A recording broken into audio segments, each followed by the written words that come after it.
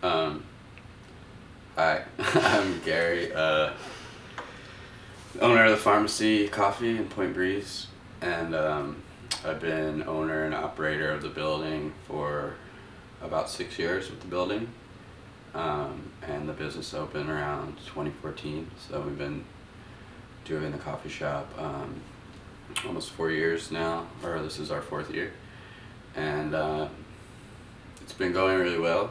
But in other ways, it's had a lot of challenges when things like a crazy plumbing drain breaks, or yeah, the city comes knocking for some random tax. It's not necessarily shuts the place down, but it definitely does throw a corkscrew into the mix. So, well, the tax thing was basically a new occupancy tax, so a use tax. So we applied for all the permits we needed, and we got, approved, and we went through the inspections and all that. And part of that is zoning, which means, again, what you use your building for. So we went through zoning actually first.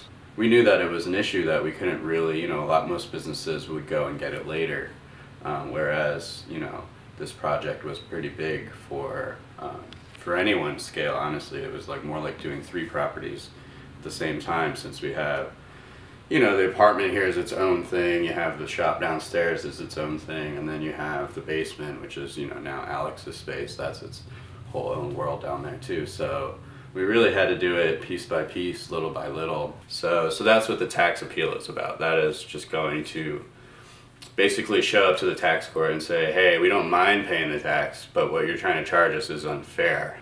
It's just funny that, to us now, we're hearing about it now, and the city has no prior, they don't even have any, they don't have any proof or prior, they don't have a statement. My name's Alex Chambriello, and I'm the owner and primary printer for Aceface Design and Print. It's my own company. So I used to have a home studio, and Gary was really interested in having somebody come in and make merch for bands, to be able to provide that service at Pharmacy. I only live a couple blocks away from here, so being able to stay in the neighborhood and especially be involved with a place that's invested in the community just seemed kind of like a win-win. Having water is actually very important for screen printing, and especially from just a business owner's standpoint, if you have raw sewage flooding into your studio space, then yeah, clients come to pick up t-shirts, they see a giant puddle, they're not going to be too happy. Yeah, and also it kind of came at an inopportune time. Money's always an issue for small businesses, so to have your budget set and everything's working just fine, and then all of a sudden, heads up, here's a $5,000 plumbing bill. We wouldn't have said anything about the tax issue if it wasn't for the plumbing issue, because it just was ironic enough that it was almost the same amount of money. Was that we wouldn't have said anything or even done any crowdfunding if it was just to figure out the tax, because we were still waiting on an appeal. And we said, hey, even if it is $5,000, maybe, like I said, hey, maybe we did owe it and we'll pay it, we'll work it off, whatever.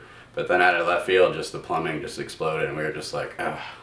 So it was again, it wasn't something that was really going to close us down, and we were trying to avoid having to cancel any of the shows or anything. The GoFundMe is just to recoup over a longer period of time, so that's why if you read the GoFundMe, it shows you not just a history of what got us here, but it starts with saying that the Philly Freakout is still happening. It's not that we're closing. The Philly Freakout, we do a block party once a year, every year, and the whole point of the Freakout is that we have been trying to kind of grow with the neighborhood too. That's why we put the GoFundMe up kind of early, with a little bit of information about the Freakout to say, this year is going to be, help recoup some of those costs, but also, every month after, if we need to and we haven't met our goal yet, we'll do one in June, we'll do one in July, and we'll do one in August and stuff like that. So usually we do the freak out every year as a way for us to say thank you and make it, as free as we can, or make it at least affordable. We have like, food and drink and stuff, but this year it's more like, hey, if you can donate on the GoFundMe, or if you can come and donate at one of the events. Again, it wasn't about the $5,000 or the plumbing. It wasn't about the $5,000 for the tax, so much as it was about, hey, like, if you want this place to continue, like, these are the types of things we deal with.